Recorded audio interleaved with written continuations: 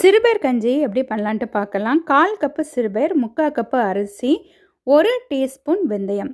புழுங்கல் அரிசி தான் எடுக்கணும்.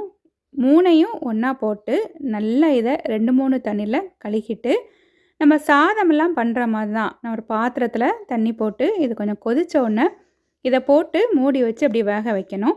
பூண்டு நம்ம ஒரு ஃபுல் பூண்டு எடுத்துகிட்டு இதை அப்படி ஒத்தையாட்டு உரித்து ஒரு 5 நிமிஷம் தண்ணியில் போட்டுட்டோன்னா இந்த தோலெல்லாம் ஈஸியாக உரிச்சிடலாம். அரிசி கொஞ்சம் நல்லா வெந்ததுக்கப்புறம் அந்த பூண்டை போட்டுட்டு ஒரு 5 நிமிஷம் ஆயாச்சுன்னா அந்த பூண்டும் வெந்துடும்.